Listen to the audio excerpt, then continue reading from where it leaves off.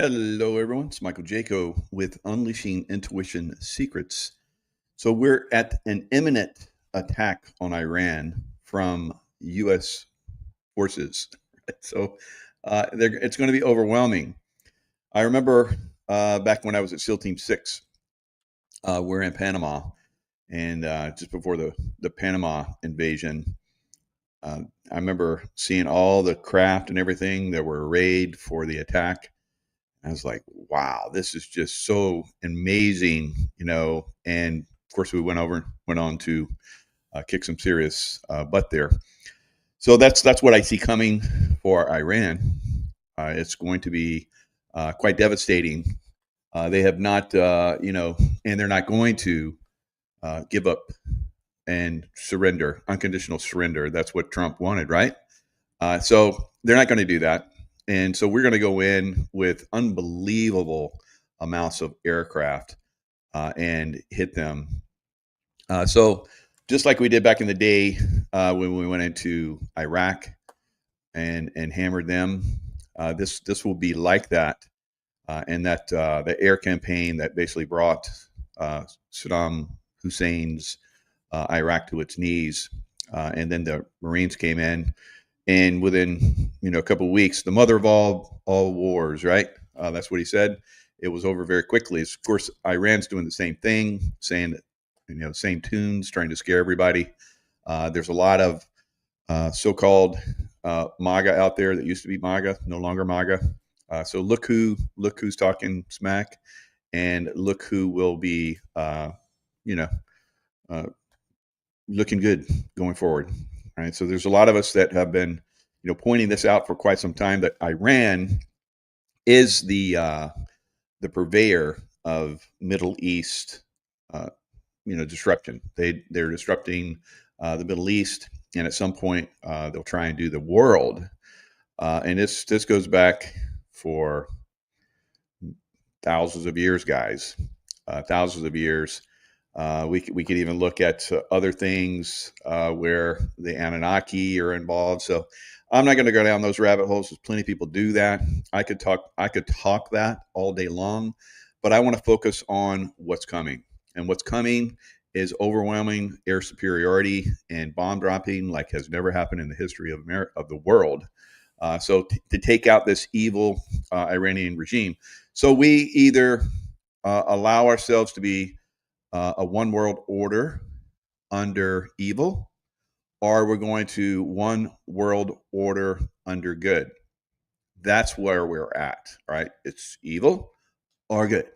Evil or good. Which do you want, right? And then, of course, there's a lot of people think that evil is good, and I don't see it the other way around, though. So those of us that know truth and know good, are, we're pretty much unshakable.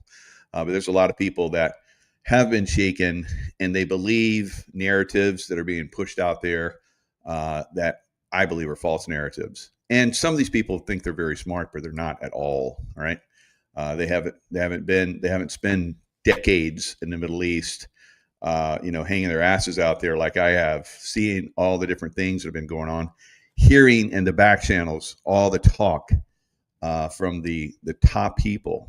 I used to protect the top people in the Middle East, or at least the people that were having conversations with them. And I was privy to some of those conversations, not always, because quite frankly, I didn't want to hear it, because I was like, geez, this is so corrupt. This is so bad. Right. But yeah, I've seen a lot of this stuff. Now we're going to see, as we're seeing, I hear this stuff before I see it on the news a lot of times. There's people that give me information, through different channels. So I knew the B-2 bombers were going to Guam. That's not a big deal at this point. It cuts a lot of time off, of course, having to fly from America. So Guam is still a long way. If they flew from Guam to Iran, it's a 7,000-mile journey back and forth. Right. So they would have to be refueled. The distance from Diego Garcia, where there's 6 B-2s, and there's supposedly 6 B-2s are flying to Guam right now, is just slightly over 6,000. So the B2 could squeeze out a one-way mission and back and not have to refuel, but they probably would refuel. They wouldn't want to push the envelope on that. So either way, I mean that's a long flight. They could trade it off. We could see Diego Garcia, do strikes and then come back, and then the guys from Guam go out and do a strike and come back, and then they just rotate it back and forth. That's a possibility. Will all those planes all go to Diego Garcia? I don't know if they will all fit there. Maybe. I've been to Diego Garcia. I dove Diego Garcia. Absolutely stunning diving there. The coral reefs. Of course, there's nothing out there. There's in the middle of the ocean. I'll show you guys a map in a minute, but it is a long distance. And I remember I saw a manta ray that was almost as big as my house. It was massive. And the way I saw it, I was like looking at black coral. So I was cutting some coral heads off, black coral. It's very, very hard to come by. And so I had those pieces for a long time. I was going to make jewelry out of it, but somehow they disappeared. I don't know where. But anyway, I hear this, and it's the Navy SEAL way to communicate underwater when you have a mouthpiece in your mouth. But it carries. So I was like, uh-oh. So I turn, and then I see this massive manta ray. And it had those moray, what are they? The suckerfish, morays. I can't think of the name. I think they're morays. And so there were like 4 or 5 of them that were on his back, and they're cleaner fish for, the massive moray eel. So anyway, stingray. So it's amazing. 150-foot visibility, something crazy. Absolutely incredible, beautiful. But in Diego Garcia, there's just islands in the middle of nowhere, and some of the areas we were not allowed to go to because there was something very, very secretive there. And so this was back in the early '80s that I was there. I haven't been there since, of course, but it was pretty amazing to go out there and have that experience. But we'll probably see B-2 bombers leaving from Diego Garcia. And they're going to the strike. They have the bunker busters that can go up to 200 feet down. Of course, they'll have to knock a hole and then drop another one in there, maybe even another one, and then keep blowing that hole open bigger, bigger, bigger. Now, it could be blown to a certain diameter, and then a nuke be dropped into that hole. That would really hurry things up quite a bit. But I don't think it's going to be. I don't think we'll see nukes either way. Although I have seen the possibility of a nuke being dropped over Israel. We'll see if that continues. But yeah, we're looking at 3 aircraft carriers that are moving into that direction. 3. There's 2 there now. There's a 3rd one coming. So you're looking at 70, 80 aircraft, and these are high tech, very, very high tech aircraft on there. And there's all kinds, and I'll talk about all the different components that would support that. And then you have refuelers, tankers, and then you have Air Force. I don't know if I can talk about them, but they're like eyes in the sky. Some I've seen them in other places where they talk about it, but I'm not going to talk about it. But I've been on them as well, and there's like banks of screens where very, very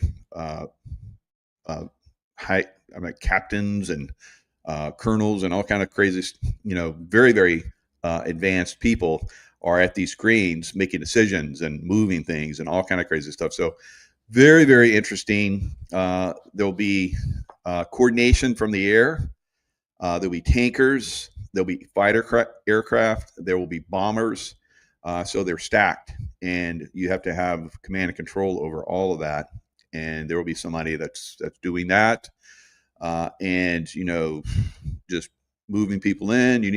I need a top off, and it's like, okay, and so they just line everybody up, and they get the top off, and they go out. I've seen refueling. I've been on refuelers. I tell you, this is incredible. What happens? The military might of the United States is unbelievable, unbelievable, guys. And when President Trump talks about how our technology is far more advanced, I absolutely believe it, because when I was in, it was advancing every 6 months. It was like it's another level, and I haven't been in a long time, so I know it's unbelievably high tech now, and he says it is. So I believe the man. So, and there's bases. I think a lot of bases have pulled away from Qatar, and some other places have pulled back. Probably Saudi Arabia still has a lot of U.S. aircraft. Maybe they pulled back to Saudi Arabia. But all of these Air Force and Army and Navy and all kinds of aircraft guys are going to be involved in this. We're talking 400 or 500 aircraft possibly on target at 0 dark 30 tonight. I don't know if it's going to be tonight, but at some point, this is going to go down, or at least we're moving everything there, and will Iran, I'm sorry, will Iran go, Uncle? I'm pretty much positive they won't. Right. So you might be saying, well, we have to move in because Israel is getting hammered. Yeah, they're getting hammered, but you know what they've done? They have paved the way. They have taken out air defenses. They've softened up a lot of targets. They have air superiority across Iran. So it's going to be very easy for U.S. forces to come in and hammer the hell, drive them to hell, which basically they are. They're evil. Iran is evil. And then you're going to have all the naysayers out there like they're not a threat. They have not been in the Middle East, and they have not worked in the Middle East. All right. We have Hamas. We have Hezbollah. Both of those.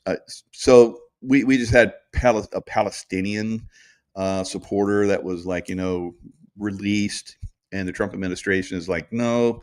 And then we had what's her face, AOC, Alexandria Ocasio-Cortez. She's out there supporting that. She needs to get put away, right? So she's really revealing herself in a very negative way. And then we're seeing a lot of other people that are revealing themselves in very negative ways, that are in Congress, right? That are in the Senate, right? So this is more reveals of who's naughty, who's nice, who has their head up, who doesn't, who thinks they know what they're talking about, who doesn't, right? So we're seeing a lot of that. We're seeing a lot. I'm just looking. Yep, check. Stupid. You're controlled. You're controlled. Operate. You're controlled. Off. So I just see all these people, a lot of these people, I thought were good, and some of them, like I said, are just not as well informed. And I don't care. I really don't care. I don't care. If you love Iran, if you love Hezbollah, if you love Hamas, that's great. But be aware that the Palestinian people are controlled by Hamas, a terrorist organization that is funded by Iran. Hello, right? So, it's like, oh, the people of, blah blah blah blah blah blah blah. There's lots of pointers to this is evil, guys. Not just that I've been over there, and I can tell you, and I will tell you some things that I encountered while I was over there. As we go through this, right? So I have a lot of stuff lined up. I'm not going to play any videos because I'm getting hammered on videos. I'll get hammered on videos, and they'll come in and say, "Can you guys hear these videos?" And you're like, "Yeah, I can hear my videos." And then yesterday, I was hammered on videos. No one could hear them. I kept getting, shut down over and over and over again. So it is obviously I'm over the target, right? When they come in and they go after me like that. So, I try the best that I can to get this information out there. I've done this for 5 years. It's crazy. It's crazy getting this information out there.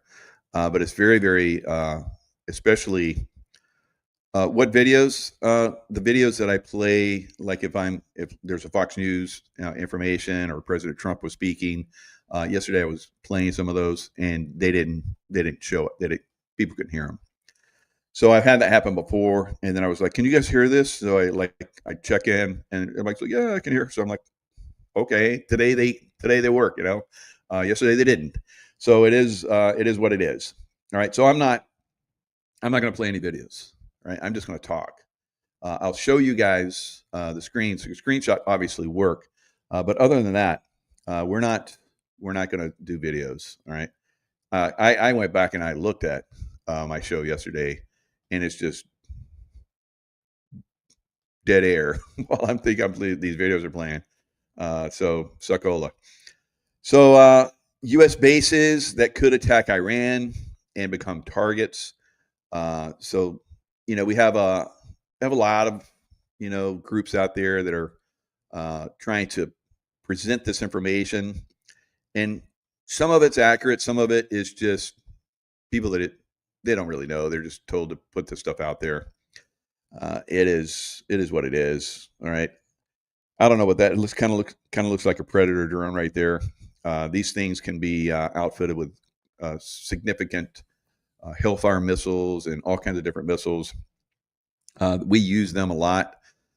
We use them a lot to take out a lot of terrorists when I was in Pakistan hunting terrorists. So that is something also we're going to look at a little bit of that. U.S. troops under threat of retaliation. So they show like over here, if you look at here's Iran, and here's all these bases. I have heard all these bases have been evacuated, and there's no aircraft, there's no ships. They even pulled the radars out of there so they wouldn't get knocked out. But if you go deeper into Saudi Arabia, there's bases like I'm not sure Al-Assad might still be there, but I'm kind of suspect because it's close to Iran too. They could easily hit it. So we might see all the way back over here a base, maybe in Egypt bases, maybe down in I don't think this thing is going to let me go in any deeper, but down in Africa, deeper down in Africa could be Somalia and so forth. Could be some bases that we will be flying, right? That's my take on it right now.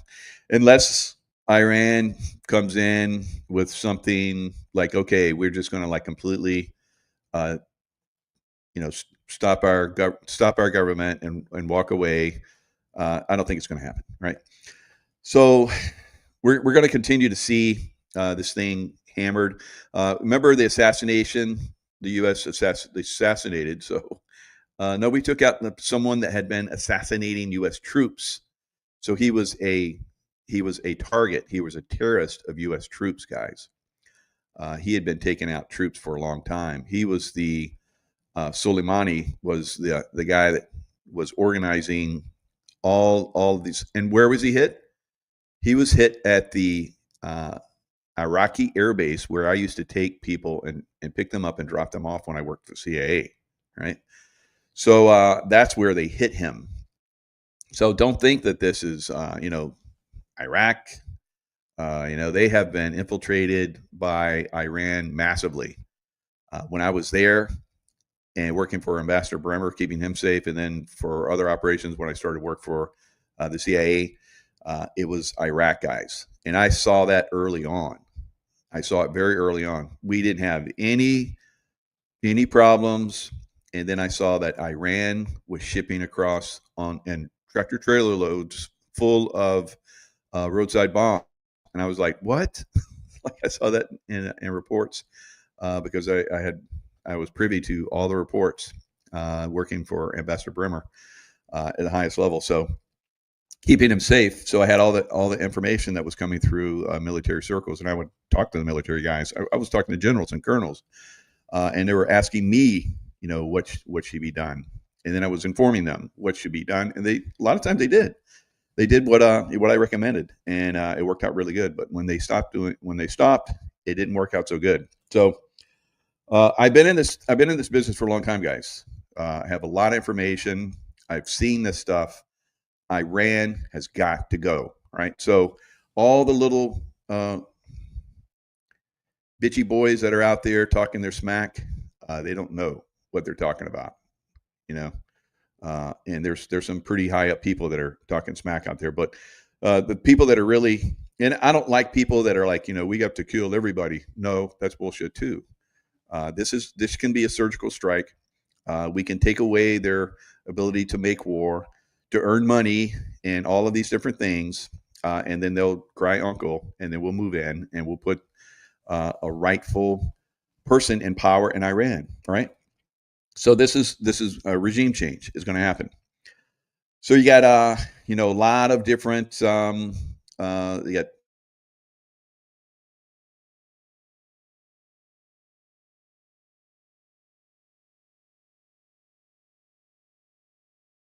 bases out there, but like I said, the ones that are close to Iran have probably been completely evacuated or moved back away from the front line so that they can come in and strike. So we'll see. The thing that's a problem are the missiles. The missiles can be deployed, and it depending on how far away. They're taking like 8 minutes to hit Israel. So if you're right across the Straits of Hormuz, you're going to get hit within less than a minute. So they had to evacuate. There's no warning. So that's where we're at with bases. So the bases, I believe, are going to bring hundreds of aircraft to the fight, and of course the refuelers, and then the aircraft that will be managing the air traffic and passing information, bomb damage assessment, all that kind of stuff. All right, so the distance from Guam to Iraq is 7,660 miles. So it seems like there is a B-2 air wing that's moving to Guam. That's in the news. That's on Fox News. So I knew about this a while ago, and I'm like, I'm not going to put that out. And then Fox News puts it out. I'm like, okay, I guess I'm going to talk about it now. So that's what we're seeing right now. So B-2 bombers moving to Guam amid Middle East tensions. United States is moving two B-2 bombers to Pacific Island, Guam. So like I said, it's like 7,000 miles. And of course, the B-2s can be equipped to carry the 30,000-pound GBU-57 massive ordnance penetrator MOP, the MOP round. They always have these little acronyms that some brilliant people come up, these engineers. Let's call it a MOP. You guys should not be involved in this other than to make these things. But I don't know, maybe some genius, Intel genius came up with that. I don't know. So that kind of works out that way too. So let's look at a map of the area so you guys can get an idea of what this is like. So here you have the great big ocean, right? You have the Pacific Ocean over here, and then out here you have the Arabian Sea, Indian Ocean, and let's move in. So here's the British Indian Ocean territory, right? So that is where we've heard for a while where we're going to have B-2 bombers coming from. So this is what it looks like. Pretty cool looking, right? So you can some point in here you can come in here, and there's you got the airfield, Diego Garcia airfield, American, and it's joined, I think, is other countries, because I think it's British on this. There's all these different coves. It's quite beautiful. Now, I think that I dove off of this point down here, if I'm not mistaken. So this is just a rough idea what this island is. As you guys can see, there's not a lot there. It's just a reef, a massive atoll. that they have been able to build a base out of. And we've heard all kinds of crazy stuff about high tech, stuff where aircraft get sent there. We've seen all the videos where these little orbs surround planes, and then they go into like some kind of time warp, or they disappear. We've seen that. It's been out there, and they say that it basically took the British to Guam, or not Guam, but the Diego Garcia. So supposedly there's a hangar there that's got all this super high tech stuff. So I don't know. So anyway, here is Diego Garcia to Iran. Like I said, it's 6,000 and I think 3 or 6 miles, so whatever. All right, depending on where they hit in Iran, it could be a little bit longer, could be a little bit less.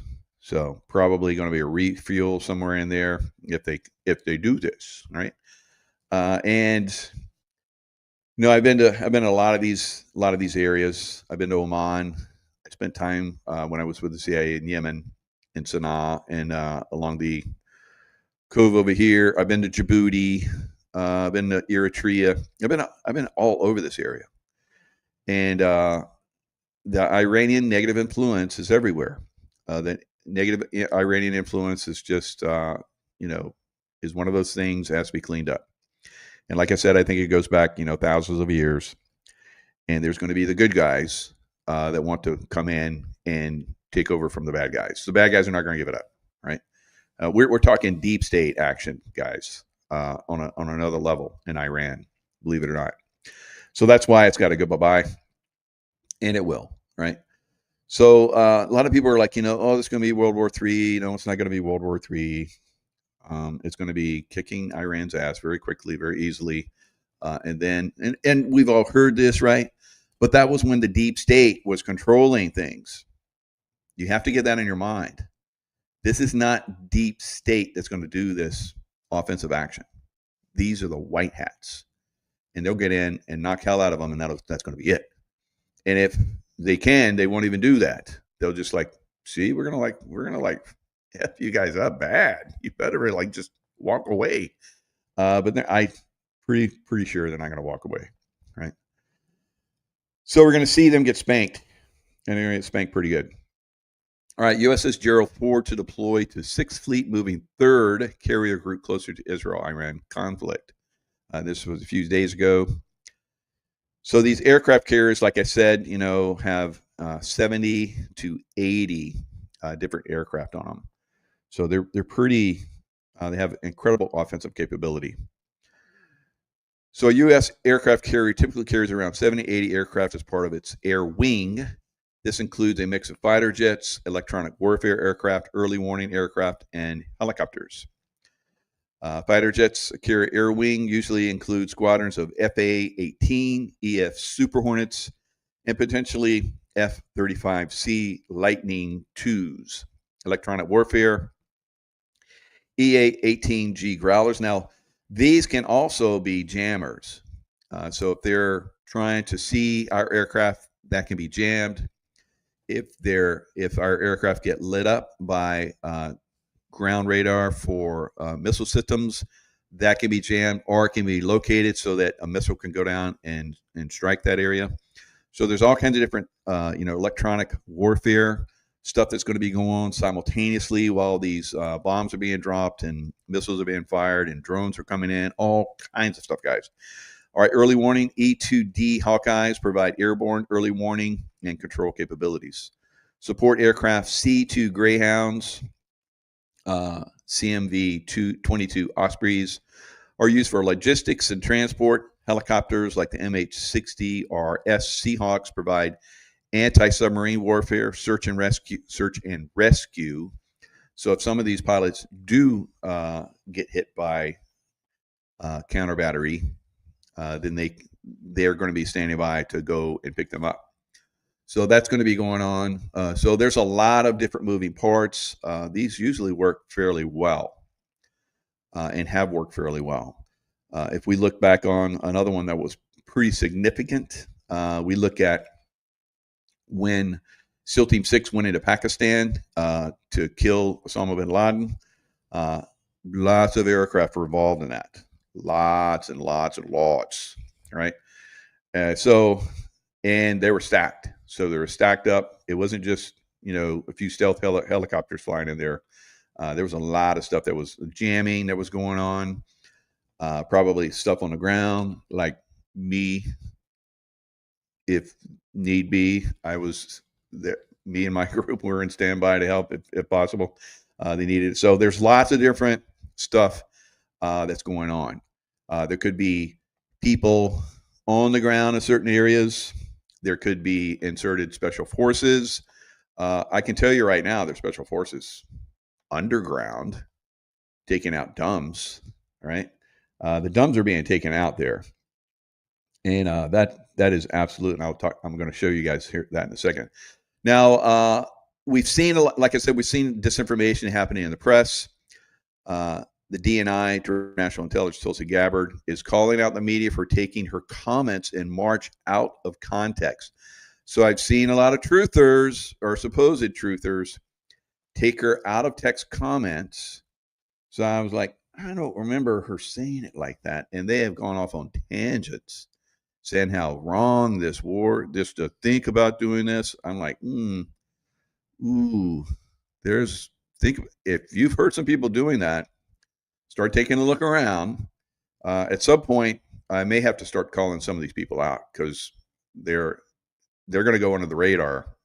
If this shit hits the fan and it goes good, if this shit hits the fan and you see all these people jumping down and screaming, watch them. Watch what they say, right? And then we'll have to circle back and look at them a little harder. But for right now, we need to focus on, military activity that's going to probably start kicking off here pretty soon.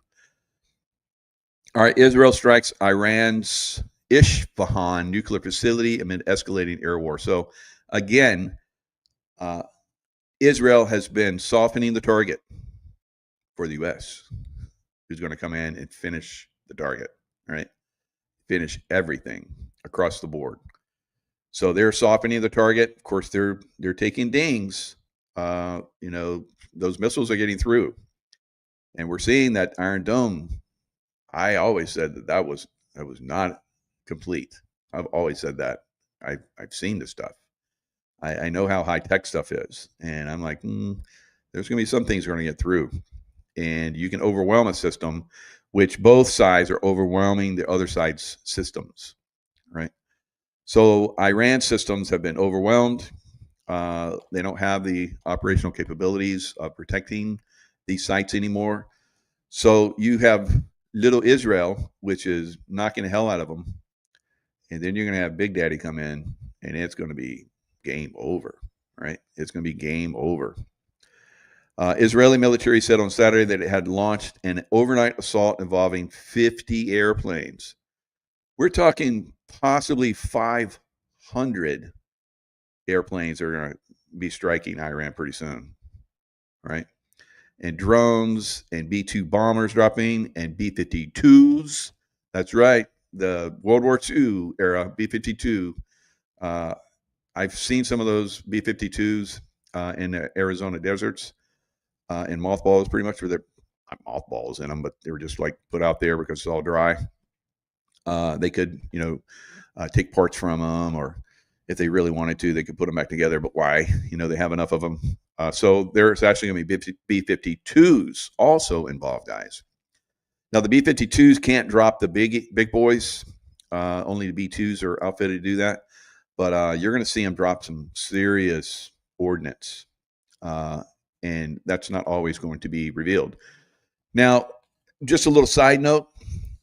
There's still internal conflict going on in the United States while this is going on. We're revealing the 2020 election steal. That's starting to pick up speed right now. Not a lot of people are noticing that, but that is good because they're really jamming it in there right now. And we're going to see a lot of people go bye-bye, guys. A lot of people that have already gone bye-bye are going to be revealed for having gone bye-bye. So it's going to be a very exciting time. Now, Walmart boycott erupts after Walton Harris attacks Trump. So the company is in crisis. Now, let's go back in time and remember that the Walmarts have been used. We have seen underground facilities in Walmarts. People have been revealing those. Very sketchy, right?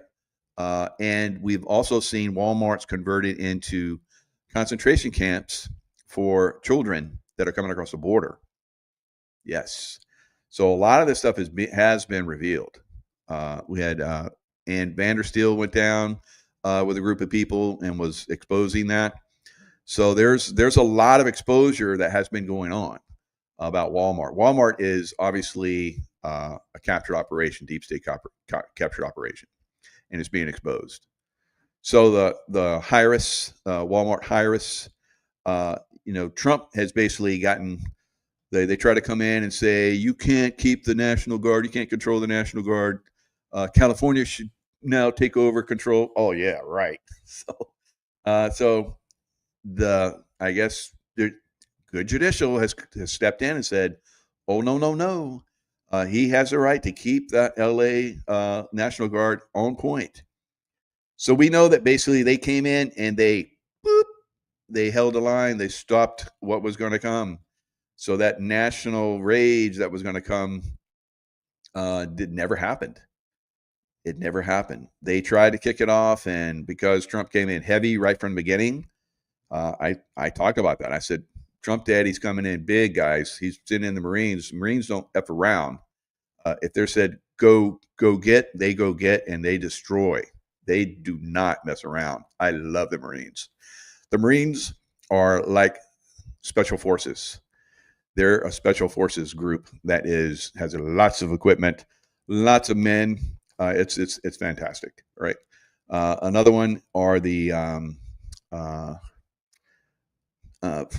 Rangers. So the Rangers, battalions of Rangers, great, but you have basically an army of Rangers and SEALs. That's the way the Marines are trained, guys, and they're focused. They're focused. So by him sending in those Marines, combat, a lot of them having had combat, in Iraq and Afghanistan and some of these other places, that pretty much was the nail in the coffin for now. I don't think that's done. We're done on that, but it has slowed that roll quite a bit. So now we're moving into this other event where we're taking down the big deep state people right now. And so Iran is one of those. Iran is deep state as they come, guys. So this is fantastic.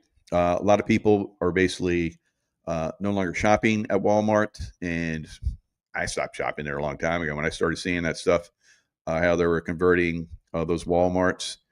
And there was a lot of Walmarts during COVID that started putting up fencing as if they were getting ready to turn them into concentration camps. It never happened. Never happened, fortunately.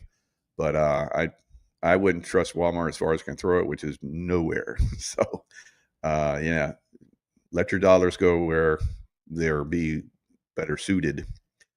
Amid reports of strikes in southwest Iran. Okay, now we're going to get a little bit deeper. We're going down a rabbit hole just a little bit. I'm not going to take you guys too deep because I know I'm trying to appeal to a very wide audience. But some of you guys already know this, and you've been around a while. We've been talking about this for years. There is a certain depth where earthquakes happen.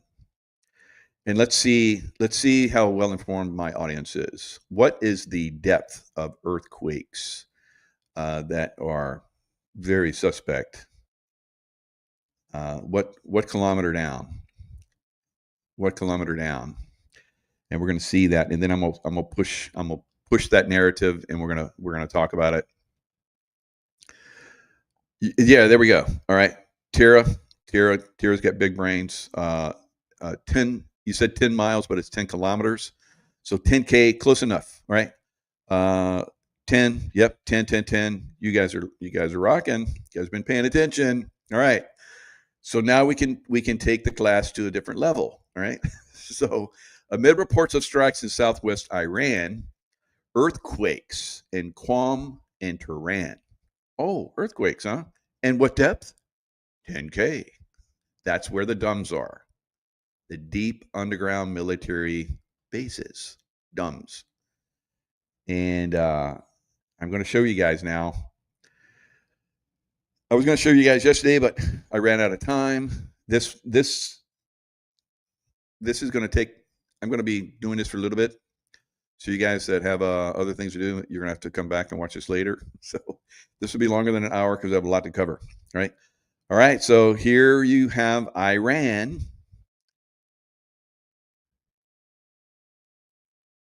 And let me see if I can, oh, I don't want to go in that much. Let me go back out, right? Let me go back in a little bit. I don't want to get you guys confused. So all of these right here, all right? So this is Pakistan. I don't want to go there yet, but here you have over by Tehran, 10 kilometers, 10 kilometers, right? 5.1. That's a pretty significant one, 5.1. They must have blown up a lot of shit down there. Now, I will reveal that I knew that they were doing DUMBs in my remote views, right? Remember, I don't reveal everything, but I saw this many days ago, and I think they have a nice little machine that can like drill very quickly and hit these areas in a surprise when they come in, and there's pretty significant fighting that's going on. So, and then they blow it. Now, I've seen all these supposed, these people that have, loafers and white socks and, tight pants and, collared shirts and glasses, and they talk like they know what they're talking about, and they say there's no way that bunker busters can go that deep.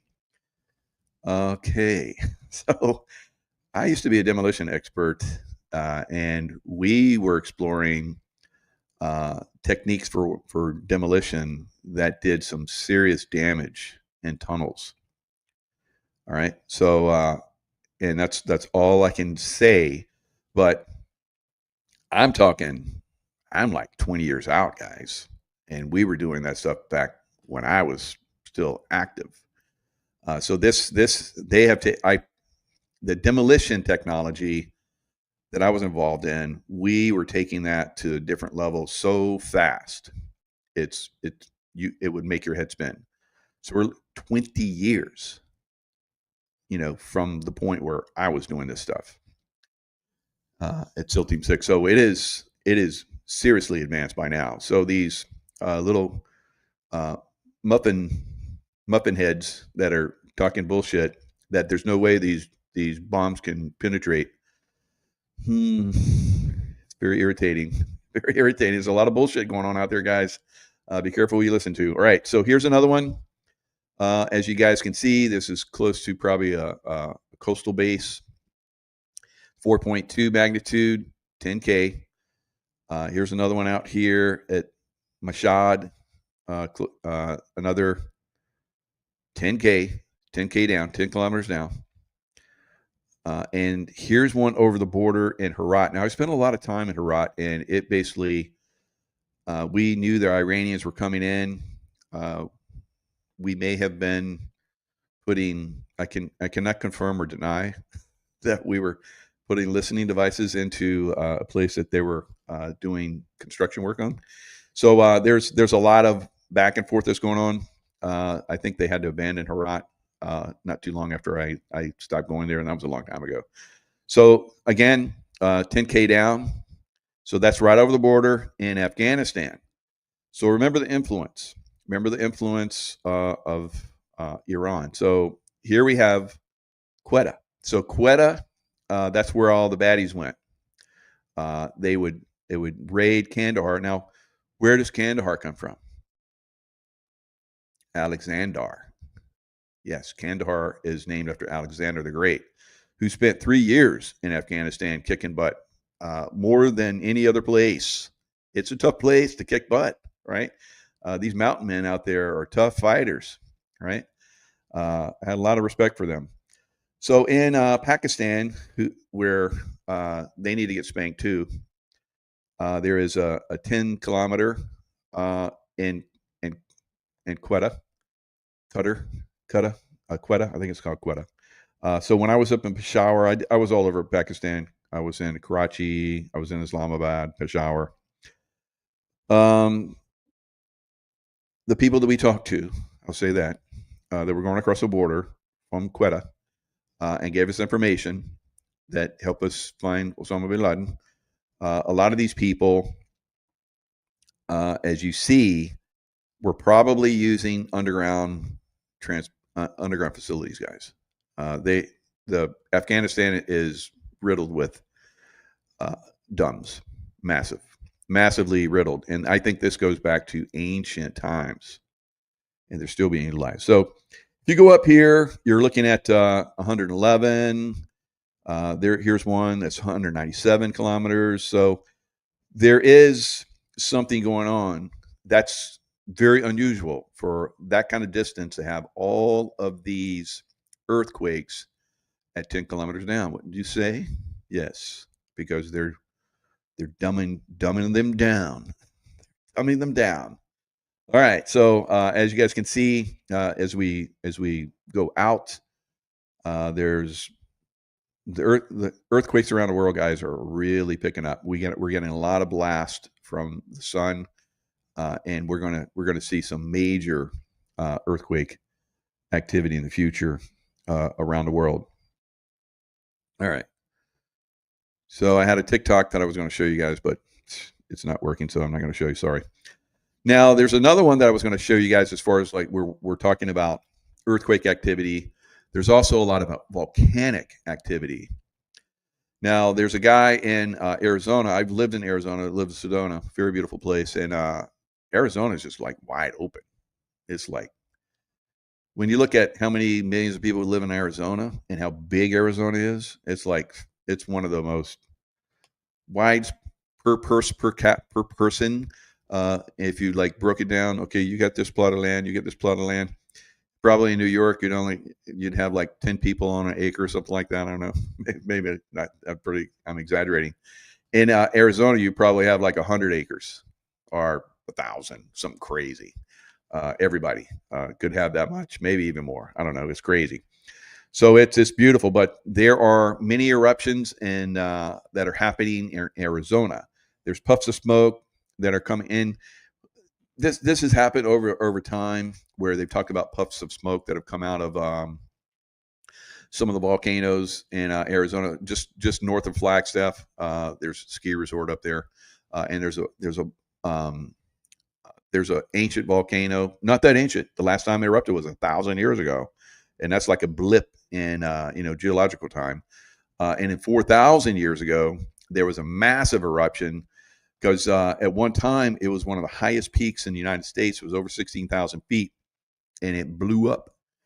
Massive, volcanic activity 4,000 years ago. Another blip in geological time. So it seems like it's active. So puff of smoke, people saw, and people were talking about this back in 2015. Everybody got all excited, and I don't know. You just have to. It could be something, or because of all that volcanic activity we're having around the world, I think it's something. Right? I think we're getting into the real deal here for massive volcanic activity. So unfortunately, I had some stuff from Stefan Burns. Like I said, the videos aren't working. I will play around with it again. Maybe they'll let me start to play videos again. I don't know why they're not, but it is what it is. So there was a huge energy wave a day ago that hit the Earth, a 1.9 X flare, and it hit Hawaii dead on. And that was just before that, another X flare had hit Hawaii. So Kilauea volcano, and I said months ago that Kilauea was going to blow, but it hasn't blown yet. Right? So when you see these things, sometimes it takes a little bit of time for them to transpire. So let me see. There was some more stuff. Unfortunately, my computer decided to turn off, which it never does, and I never do that. But I came back and everything's jumbled. So somebody's out there going, yeah, I did that. fuckers. All right, so Big Island, lava fountains likely set new record. So this is during this time frame where the X flares are slamming in Hawaii. Where's Hawaii? In the middle of the Pacific Ocean. Where's the Ring of Fire? Pacific Ocean. Where's Hawaii? In the middle of the Pacific Ocean, in the middle of the Ring of Fire. So it's like a bullseye. Bam! You hit that, and then it just spreads around the Ring of Fire, and the earthquakes start to pop off. Volcanoes start to pop off. So that's kind of the way that works. All right. So I'm going to share this. It's going to have sound. Let me know if you guys can hear the sound. But at least you'll see the images. It's quite impressive.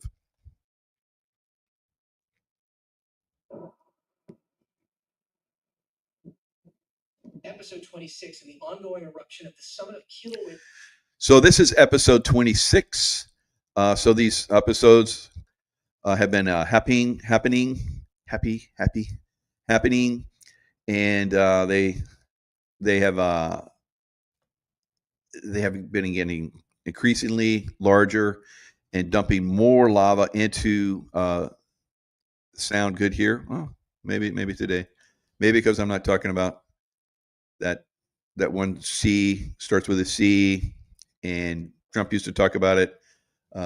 So I was talking about the C, Cena, China, and so they don't like it. I think they got some people that are controlling things for them. All right, so let's watch it. It's beautiful. A volcano on Hawaii Island got underway overnight and continued after sunrise on Friday.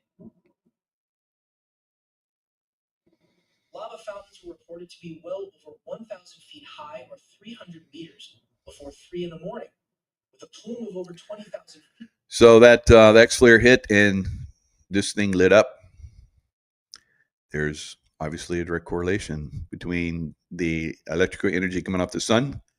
That's right, Janet, what you said.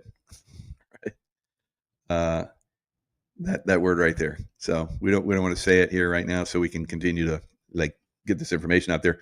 But be aware of that. That's interesting, right? So your boy Michael was talking about all this stuff yesterday, and I was using that word quite a bit, and they were like hammering me. So there's obviously some correlations going on there. We are seeing the volcanic activity on Hawaii, like I predicted long ago, really start to kick. Really start to kick. Or 6,000 meters. Scientists with the USGS Hawaiian Volcano Observatory noted that peak started at approximately 1:40 Friday morning, suggesting that gas emissions and tephra from the lava fountain. All right, so that puppy's going off. It's and it keeps getting bigger and pushing out more lava. Now there was a guy that was there that was looking at the lava during the day. Let's see if I can find it, because like I said, everything got jumbled and pushed around, and I have to run my cursor over it to see the information. Geez, it's a pain in the ass, because I got it all lined up, all perfect, and I'll get information and I'll start going off on another tangent, and then something else will pop up, and I'm like, oh, I got to put that over there with that other stuff. So I pull everything up and then put place it, and then if my computer goes off, like it did, everything gets jumbled, and then it doesn't show me what's there. I have to cursor over it to get the information. So there are lots of things that I had planned to show you guys in perfect order, but right now I'm not seeing it. So anyway, there was, if I find it, then I'll pull it up, but we're going to see, it's going to be a little bit, here we go. All right. We found it. Everything's going to be a little bit off, but you'll figure it out. I'm sorry I can't, help you guys that can't focus, but there's lots of stuff in here. So this was it going off during the night. Then this guy came in and started looking at it.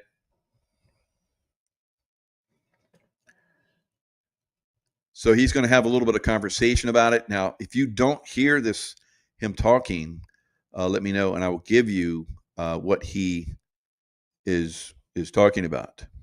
And what he is relaying here is that there are not only this one fountain that's going off, but it's bubbling up in other areas of the crater now. So this crater is starting to fill up. Now, when we go back several cycles ago, so this is number 23, I looked at the time frame. You know, if you took, like, in the 19s or 18 or whatever, if you took the amount of lava that was coming out back in when it was 18 or 19, eruption, it would have taken to 2030 to, like, fill up. Something crazy. But as this thing starts to pump a lot bigger, and we're probably going to start to see more pop.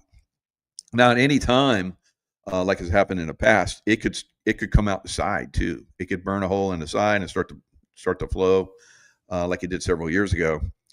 But it looks like this thing wants to stay contained, maybe all the way to the rim. We'll have to see. So this guy is going to talk about how this other little area starts to pop.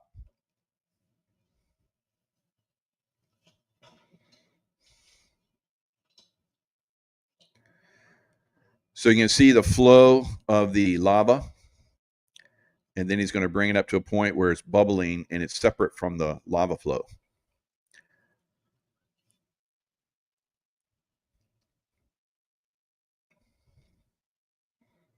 Talk to me, Johnny.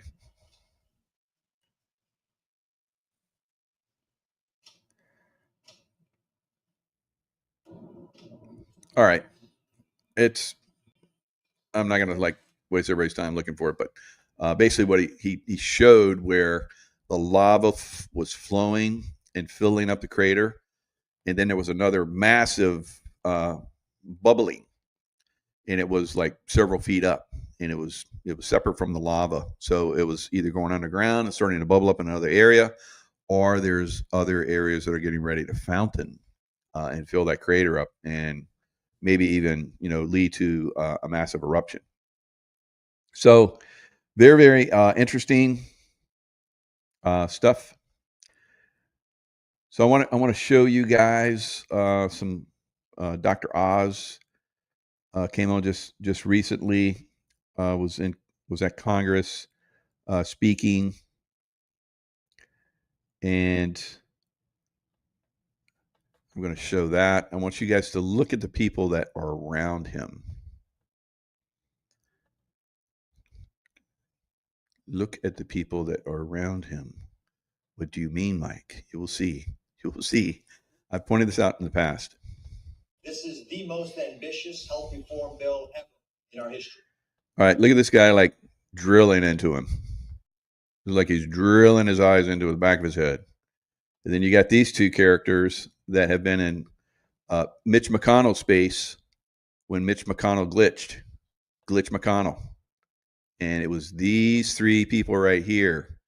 This woman right here did an MK Ultra thing on Mitch McConnell and came in and tapped his underneath his arm because he was starting to go in a direction they didn't want him to go, and he froze. So, and it could not come at a better time. We have an unstable market that is causing lots of potential. Most ambitious health reform bill ever. All right. So let's look at glitch. All right. So remember all these people around him.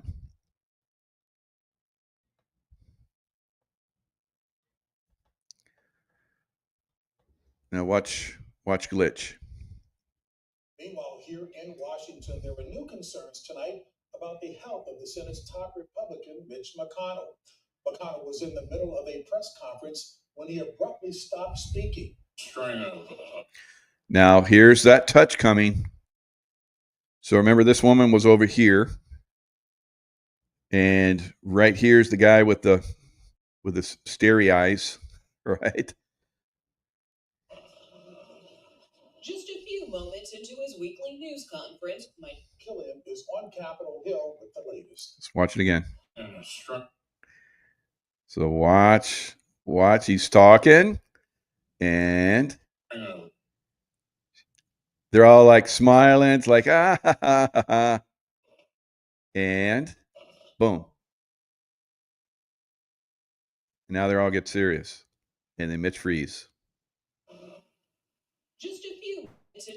She like looks at him like, "Yep, I did it," and they're all like, they're all like, "What, Mitch?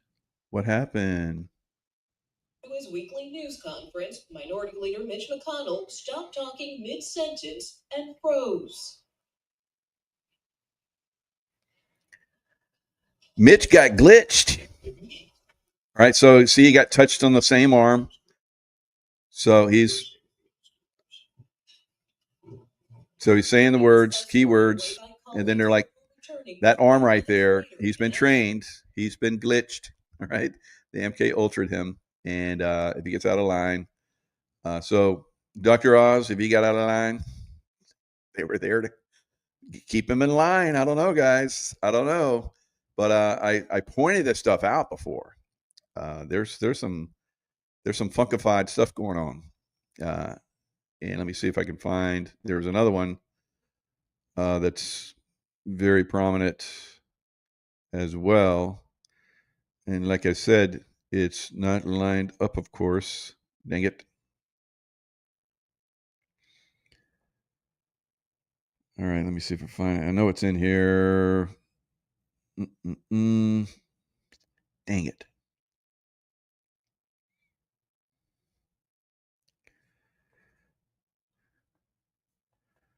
All right, so I don't see it. I don't know if it glitched out. Maybe it glitched out.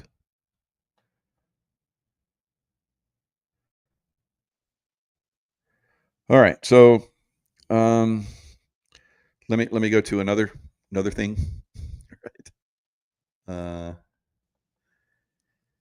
So you guys might remember there was a little bit ago, back in September of 2024, there were hundreds of pagers and walkie-talkies used by Hezbollah, Iranian, and members of in Lebanon and Syria exploded, and there were deaths and injuries. So that was payback for. And when I saw that, I was like, many years ago, when I was in Lebanon, we had a bunch of people that were working for us, gathering information, that there was a glitch. I can't tell you what happened because it would expose some stuff, but there was a glitch in the matrix. Let's just say that the CIA matrix, somebody made a mistake, and there was a glitch, and all of these double agents that were working for us, giving us information about Iran, got exposed, and they killed them all. And now and back, and when I even talked about it a little bit, but I just want to bring this up because this is part of the web of evil that's out there that is now starting to get repercussions back on it. It's starting to get the blowback. They're getting their karma. All right, so Iran will go away. Not Iran in of itself, but the evil that's there in Iran. Part of the evil. There's lots of evil in the world. Iran is one of the ones that's going to go bye-bye. Right? And a lot of you are like, well, what about Israel? Remember, Israel's going to be saved for last. So Israel's doing the work that's needed to take down, because they hammered the hell out of Hezbollah.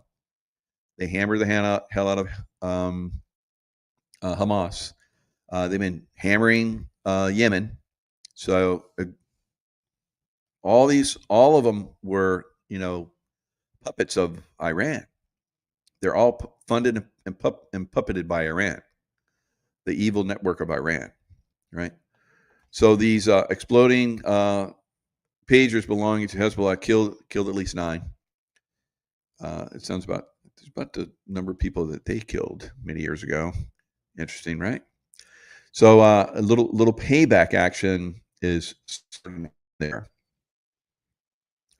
So if you need to be convinced, I mean, you can go out and do the research, but you can listen to Mike. Mike won't lead you astray. There's plenty of people out there that are doing their best to do that. But let's look at Hezbollah, Hamas, and more. Iran's terror network around the globe. Since the 1979 Islamic Revolution, one of the key priorities of the Iranian regime has been exporting its revolution abroad. Designated a sponsor of terror by the U.S. government in 1984, Iran is considered the foremost state sponsor of terrorism. Now, I have seen what I believe are very highly informed people that have been putting out really good information in other topics that are saying that this is bullshit. And I'm like, oh my God, what happened?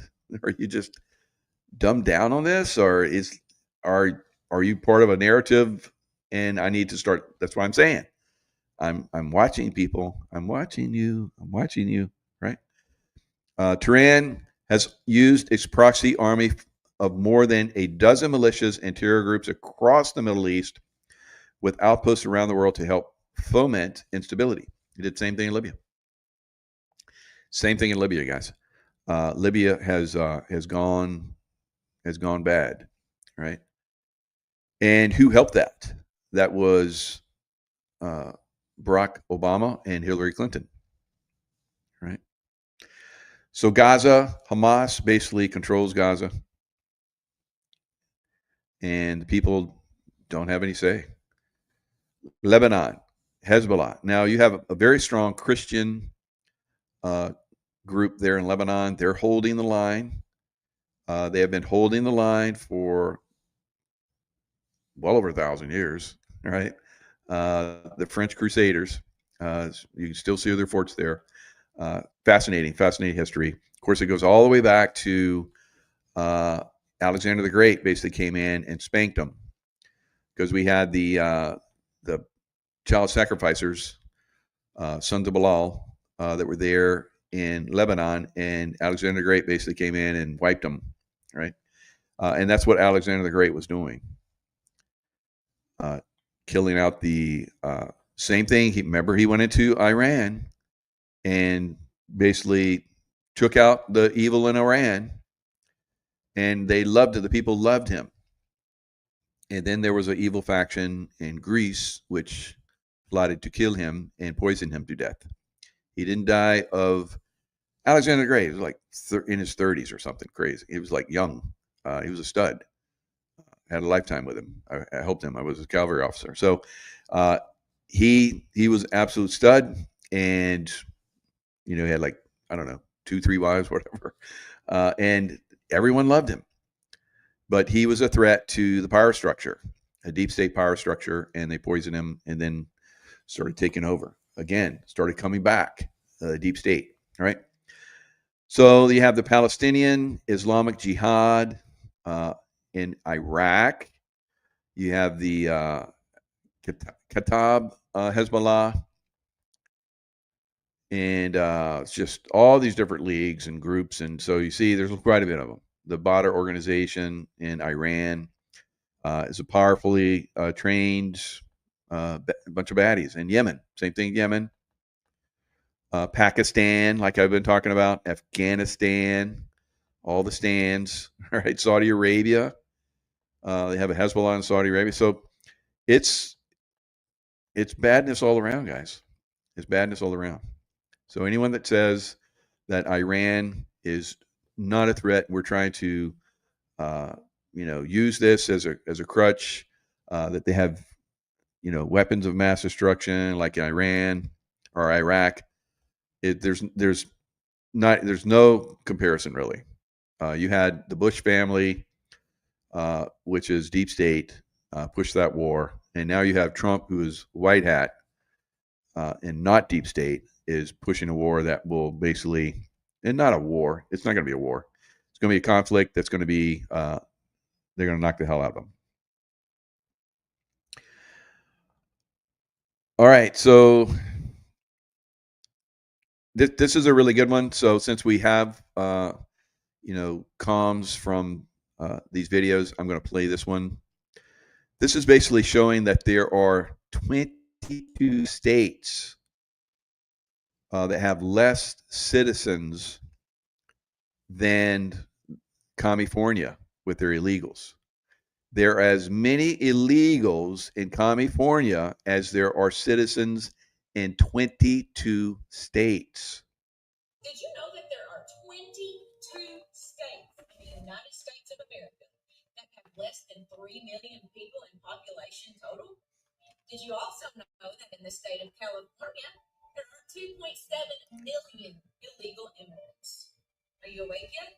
That means congressionally and electoral college-wise, California, their illegals have as much say as 22 other states.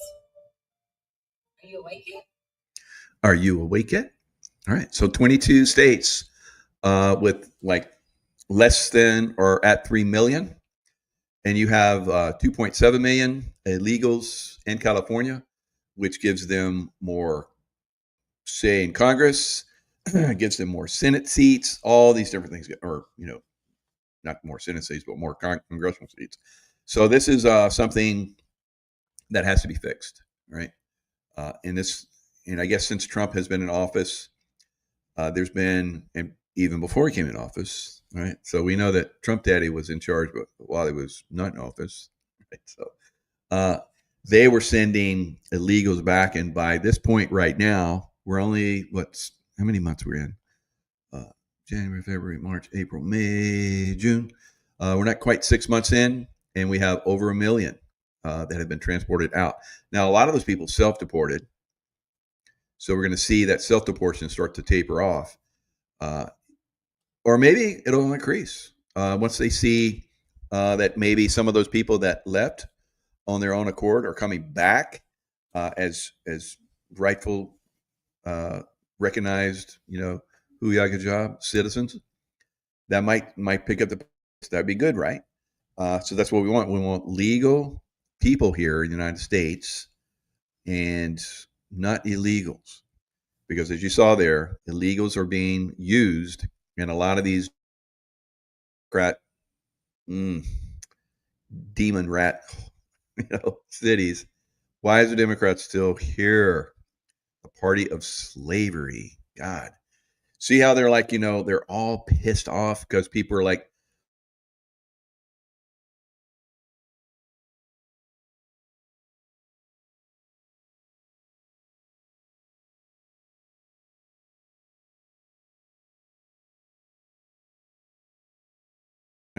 so see, obviously I'm hitting a nerve because I just glitched out. All right, so that's the way it's going to be. We won't talk about them anymore, right? But we have L.A. Mayor Karen Bass stomps on a self-awareness rake. I've never done that, but I've seen that on like those funnies or stuff. Have you ever seen anybody that's like stepped on a rake and like hit them? I've never seen it or heard of that, but I guess it happens. While concerned, trolling about the National Guard, so she got shut down. She's trying to get control of the National Guard, and they basically came back, like I said.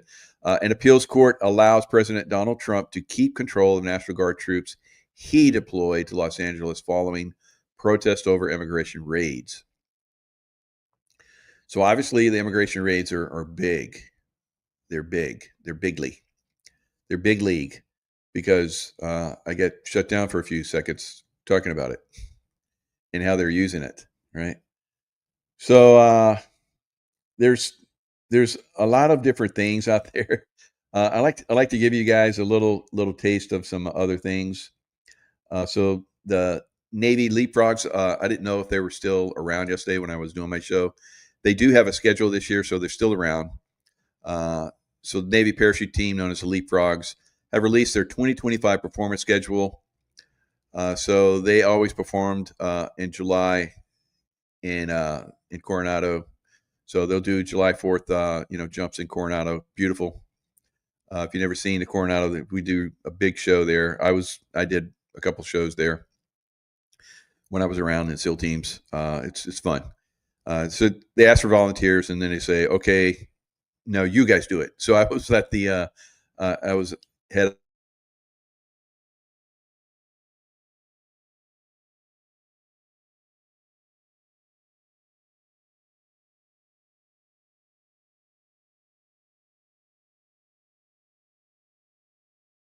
Back when we had the San Diego Chargers, I had a buddy that was on the jump team, and we shared an apartment, and he would get me tickets to go to the San Diego Padre or Chargers game, and I love the Chargers. They're the only team that I really liked.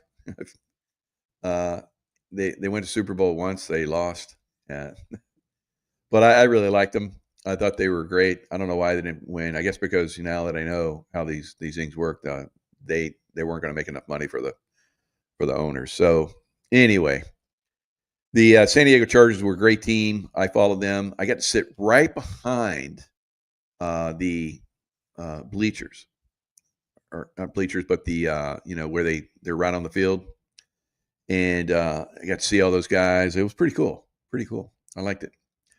And then my buddy, jumped in the stadium, and then he came, sat with me. He was a hero, of course. So it was really, really cool.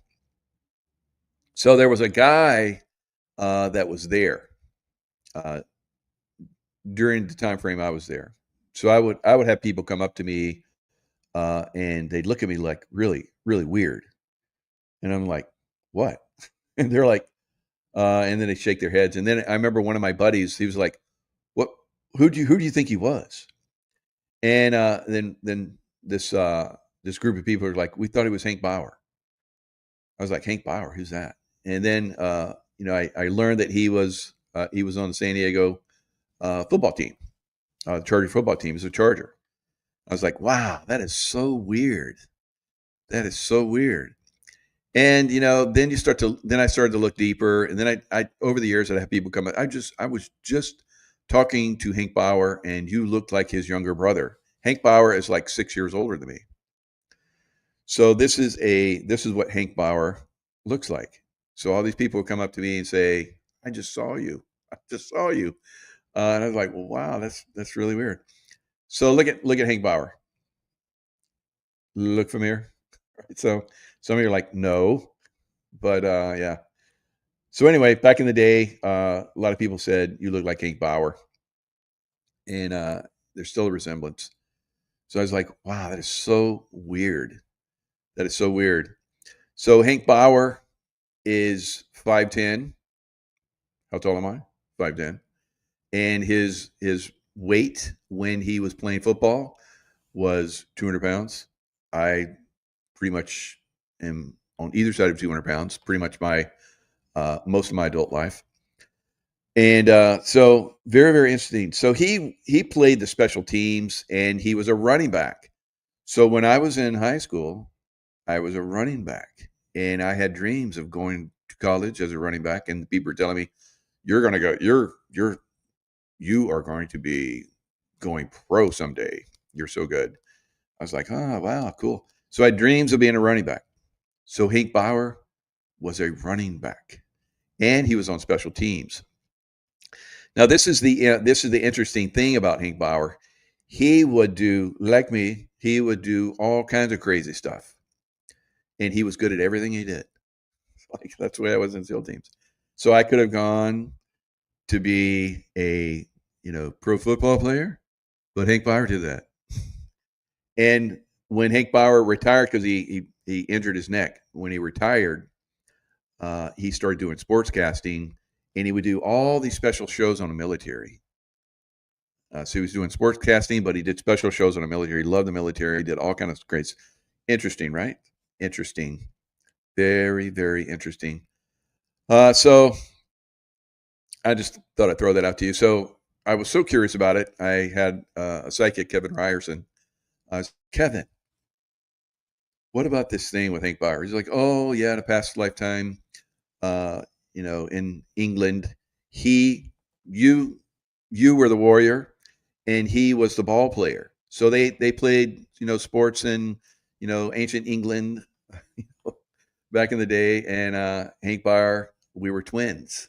We were twins back then, or at least that's what he said. But I like to throw that information out there to you guys. So there's a lot more to this world than what a lot of people think, and you just have to keep an open mind and keep looking, be observant, and you need to be observant because you need to start looking at what's coming in the future, right? Like this, a hybrid electric plane. Look at that baby.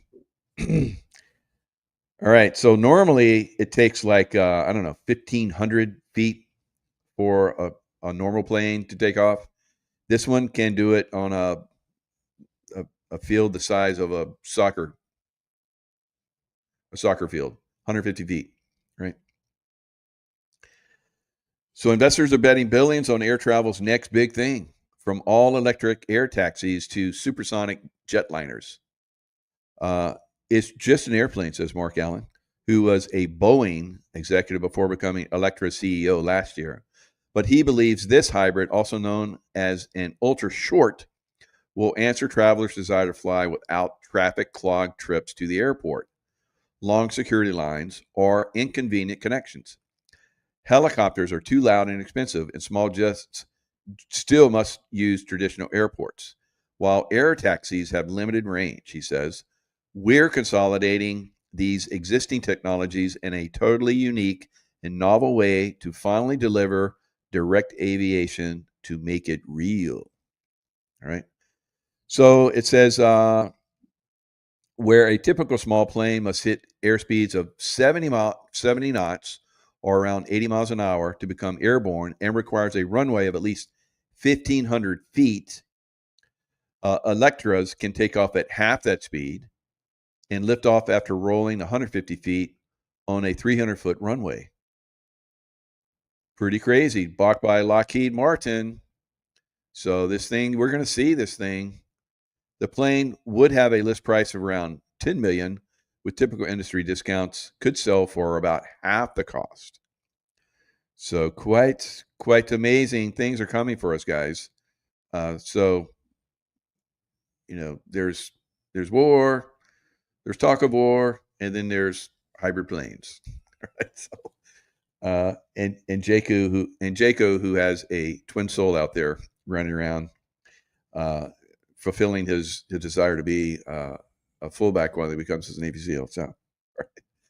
It was Navy SEAL or fullback, Navy SEAL, fullback. All right, Navy SEAL, right?